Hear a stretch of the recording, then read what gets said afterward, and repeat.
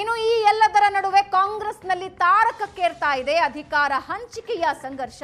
ಕೊನೆಗೂ ಮಲ್ಲಿಕಾರ್ಜುನ ಖರ್ಗೆ ಅವರನ್ನ ಭೇಟಿಯಾಗಿದ್ದಾರೆ DCM DK Shivakumar.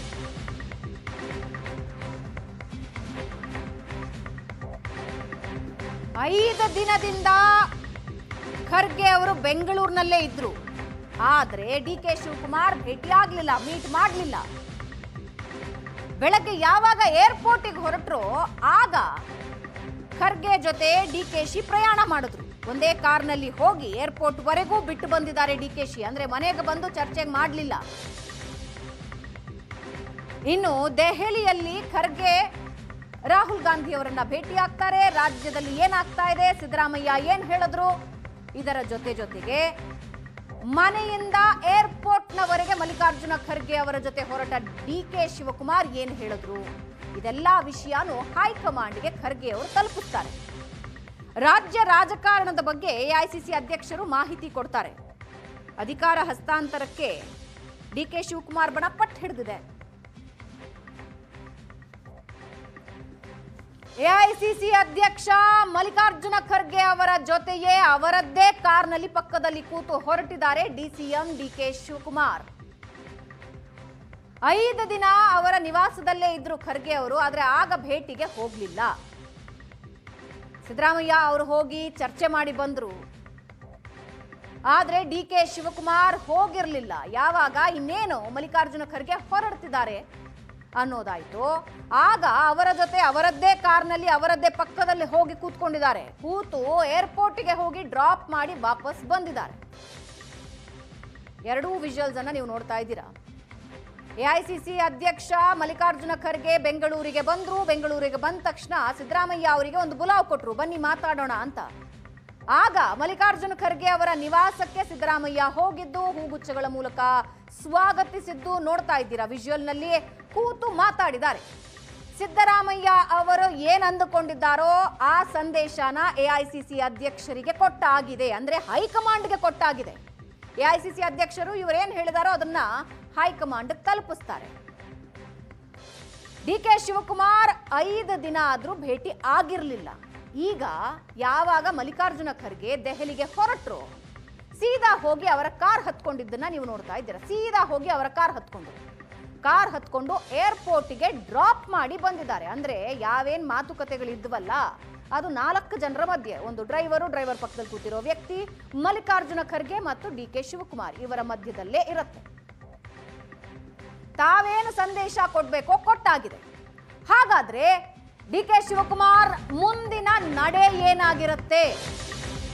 DK Shivakumar ಪಟ್ಟು ಹಿಡಿದಿದ್ದು ಅಧಿಕಾರ ಹಂಚಿಕೆಗೋ ವರಿಷ್ಠರ ಸ್ಪಷ್ಟನೆಗೋ?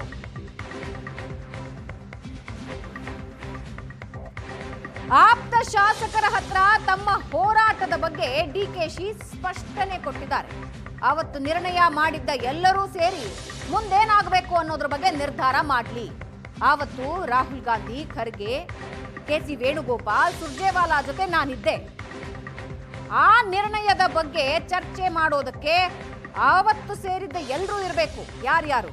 ರಾಹುಲ್ ಗಾಂಧಿ ಇರಬೇಕು, ಖರ್ಗೆ ಇರಬೇಕು, ಕೆಸಿ ವೇಣುಗೋಪಾಲ್ ಇರಬೇಕು, ಸುರ್ಜೇವಾಲಾ ಇರಬೇಕು.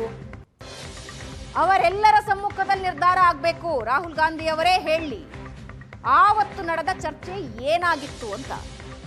ನಿರ್ಣಯ ಅವರಾಗೇ ಮಾಡಲಿ, ನಾನು ಹೈಕಮಾಂಡ್ ವಿರುದ್ಧ ಮಾತ್ರ ಹೋಗೋದಿಲ್ಲ. ಸಿದ್ದರಾಮಯ್ಯ ಅವರೇ ಮುಂದುವರಬೇಕು ಅಂದ್ರೆ ಸರಿ, ಅದನ್ನು ಅವರೇ ಹೇಳಲಿ ಅಂತ ಆಪ್ತ ಶಾಸಕರೊಬ್ಬರ ಜೊತೆ ತಮ್ಮ ಹೋರಾಟದ ಬಗ್ಗೆ ಡಿಕೆಶಿ ಹೇಳಿಕೊಂಡಿದ್ದಾರೆ. ಅಂದ್ರೆ ಒಂದು ಕ್ಲಾರಿಟಿ ಕೊಟ್ಬಿಡಿ ಈಗ ಅಂತ. ಬಿಹಾರ ಎಲೆಕ್ಷನ್ ಆದ್ಮೇಲೆ ರಾಹುಲ್ ಗಾಂಧಿ ಅವರನ್ನ ಭೇಟಿ ಆಗೋದಕ್ಕೆ ಶತಾಯಗತಾಯ ಡಿಕೆ ಶಿವಕುಮಾರ್ ಪ್ರಯತ್ನ ಪಟ್ಟಿದ್ರು, ಆಗಿರ್ಲಿಲ್ಲ. ಸಿದ್ದರಾಮಯ್ಯ ಅವರ ಭೇಟಿ ಆಗಿತ್ತು. ಸಿದ್ದರಾಮಯ್ಯ ಅವರು ಸ್ಪಷ್ಟವಾಗಿ 5 ವರ್ಷ ನಾನೇ ಸಿಎಂ ಅಂತ ಹೇಳಿದ್ರು. ಅದಾದ ಮೇಲೆ ಹೈಕಮಾಂಡ್ ನಿರ್ಧಾರಕ್ಕೆ ಬಿಟ್ಟಿದ್ದು ಅಂತಾನು ಹೇಳಿದ್ರು. ರಾಜ್ಯದಲ್ಲಿ ಡಿನ್ನರ್ ಮೀಟಿಂಗ್ಗಳು, ಲಂಚ್ ಮೀಟಿಂಗ್ಗಳು ಆಗ್ತಾ ಇವೆ. ಮೊದಲಿಗೆ ಸಿದ್ದರಾಮಯ್ಯ ಹೋಗಿ ತಮ್ಮ ಬಲ ಪ್ರದರ್ಶನ ಮಾಡಿದ್ರು. ಈಗ ಡಿಕೆ ಶಿವಕುಮಾರ್ ಮಾಡ್ತಿದ್ದಾರೆ. ಡಿಕೆ ಶಿವಕುಮಾರ್ ಕೇಳ್ತಾ ಇರೋದು ಒಂದು ಕ್ಲಾರಿಟಿ ಕೊಡಿ. ಅವತ್ತು ಯಾರ್ಯಾರು ಮಾತಾಡಿದ್ರಿ? ನಾವು 5 ಜನ ಇದ್ವಿ. ಆ 5 ಜನರ ನಡುವೆನೆ ಒಂದು ಕ್ಲಾರಿಟಿ ಕೊಟ್ಬಿಡಿ ಅಂತಿದ್ದಾರೆ.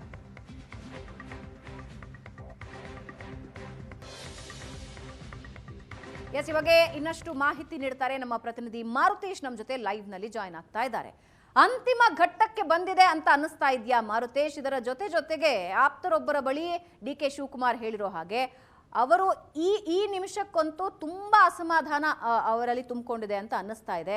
ಒಂದು, AICC ಅಧ್ಯಕ್ಷರು ಬಂದು 5 ದಿನಗಳಾದ್ರೂ ಭೇಟಿಯಾಗಿಲ್ಲ, ಮತ್ತೆ ಹೋಗಿ ಅವ್ರ ಕಾರ್ ಹತ್ತಿ ಕೂತು ತಾವೇನ್ ಸಂದೇಶ ಕೊಡಬೇಕು ಕೊಟ್ಟಿದ್ದಾರೆ.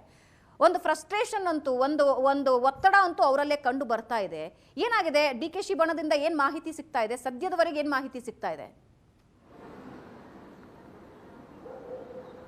ಭಾವನಾ, ಡಿ ಕೆ ಶಿವಕುಮಾರ್ ಈ ಫ್ರಸ್ಟ್ರೇಷನ್ ಮತ್ತು ಈ ಒತ್ತಡಕ್ಕೆ ಒಳಗಾಗಿರ್ತಕ್ಕಂಥದ್ದು ರಾಹುಲ್ ಗಾಂಧಿ ಮತ್ತು ಸಿದ್ದರಾಮಯ್ಯನವರ ಭೇಟಿಯಲ್ಲಿ ಆದಂತಹ ಬೆಳವಣಿಗೆ. ಆ ಸಂದರ್ಭದಲ್ಲಿ ಸಿದ್ದರಾಮಯ್ಯನವರು ರಾಹುಲ್ ಗಾಂಧಿ ಅವರನ್ನ ಭೇಟಿಯಾದಾಗ ಸಚಿವ ಸಂಪುಟ ಪುನರ್ರಚನೆ ಬಗ್ಗೆ ಪ್ರಸ್ತಾಪ ಮಾಡಿದ್ದಾರೆ. ನೀವು ಡಿ ಕೆ ಶಿವಕುಮಾರ್ ಅವರ ವಿಶ್ವಾಸಕ್ಕೆ ಪಡೆದು ಖರ್ಗೆ ಅವರ ಜೊತೆಗೆ ಮಾತನಾಡಿ ಅನ್ನುವಂತಹ ಸ್ಟೇಟ್ಮೆಂಟನ್ನು ರಾಹುಲ್ ಅವರು ಸಿದ್ದರಾಮಯ್ಯನವ್ರಿಗೆ ಹೇಳಿದ್ದಾರೆ. ಸೊ ಇದು ಡಿ ಕೆ ಶಿವಕುಮಾರ್ ಅವರಿಗೆ ಅನ್ನಿಸ್ತು, ನಾನು ನಾಯಕತ್ವದ ಬದಲಾವಣೆ ವಿಚಾರಕ್ಕೆ ಸಂಬಂಧಪಟ್ಟ ಹಾಗೆ ಹೈಕಮಾಂಡ್ ನಾಯಕರನ್ನು ನೆಚ್ಚಿಕೊಂಡು ಕೂತ್ರೆ ಅಥವಾ ಅವರು ಕರೆದು ಮಾತನಾಡ್ತಾರೆ ಅಂತೇಳಿ ಕೂತ್ರೆ ಯಾವುದೇ ಪ್ರಯೋಜನ ಆಗಲ್ಲ.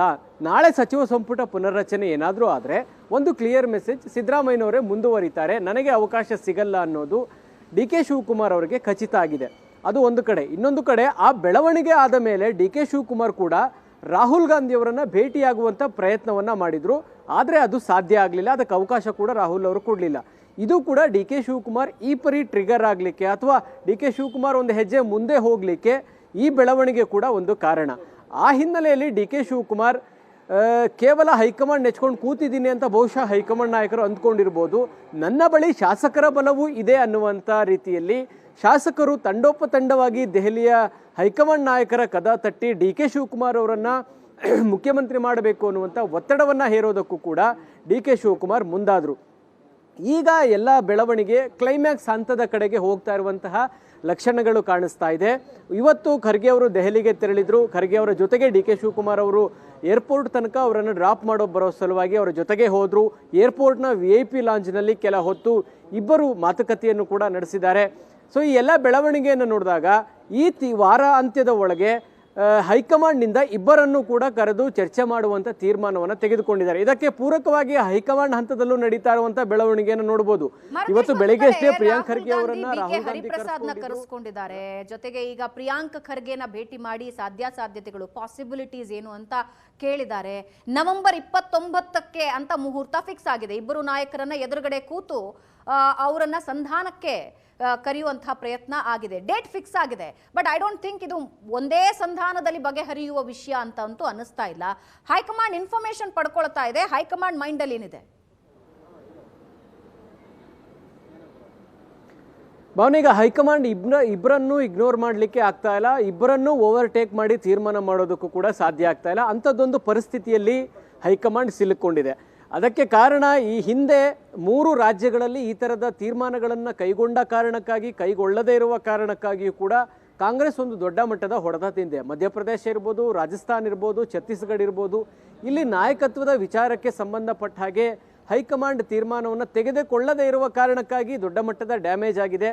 ತೆಗೆದುಕೊಂಡಿರುವ ಕಾರಣಕ್ಕೂ ಕೂಡ ಡ್ಯಾಮೇಜ್ಗಳಾಗಿರೋದನ್ನು ನೋಡಿದ್ದೀವಿ. ಹೀಗಾಗಿ ಹೈಕಮಾಂಡ್ ಈ ವಾರಾಂತ್ಯದ ಒಳಗೆ ಒಂದು ಡೇಟನ್ನು ಫಿಕ್ಸ್ ಮಾಡಿದ್ದಾರೆ. ಈಗ ತಾತ್ಕಾಲಿಕವಾಗಿ 29ನೇ ತಾರೀಕು ಅನ್ನುವಂತಹ ಮಾಹಿತಿಗಳು ಬರ್ತಾ ಇದೆ. ಯಾಕೆಂದರೆ ಡಿಸೆಂಬರ್ 1ನೇ ತಾರೀಕಿನಿಂದ ಸಂಸತ್ ಅಧಿವೇಶನ ಆರಂಭ ಆಗ್ತಾ ಇದೆ.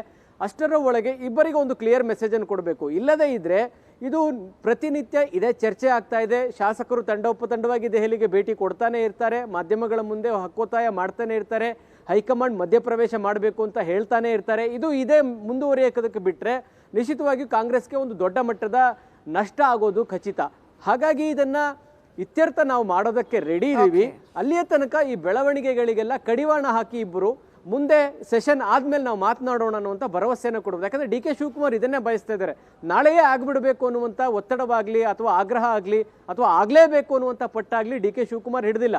ಆದ್ರೆ 2.5 ವರ್ಷಕ್ಕೆ ನೀವು ನಾಯಕತ್ವದ ಬದಲಾವಣೆ ವಿಚಾರದ ಬಗ್ಗೆ ನನಗೆ ಪ್ರಾಮಿಸ್ ಮಾಡಿದ್ರಿ, ಕೂತು ಮಾತಾಡಿದ್ರಿ, ಅದನ್ನ ಬಗೆಹರಿಸುವಂತ ನಿಟ್ಟಿನಲ್ಲಿ ನೀವು ಯಾವಾಗ ಪ್ರಕ್ರಿಯೆ ಆರಂಭ ಮಾಡ್ತೀರಾ ಅನ್ನೋದು ಡಿ ಕೆ ಶಿವಕುಮಾರ್ ಮುಂದೆ ಇದೆ. ಹಾಗಾಗಿ ಈ ನಾಯಕತ್ವದ ಬದಲಾವಣೆ ವಿಚಾರಕ್ಕೆ ಸಂಬಂಧಪಟ್ಟಾಗೆ ಸಭೆ ನಡೆಸೋದಕ್ಕೇನೆ ಇಷ್ಟೆಲ್ಲ ಒತ್ತಡವನ್ನ ಡಿ ಕೆ ಶಿವಕುಮಾರ್ ಹಾಕಬೇಕಾಗಿದೆ. ಭಾವನಾ. ಎಸ್ ಮಾರುತೇಶ್, ಧನ್ಯವಾದ.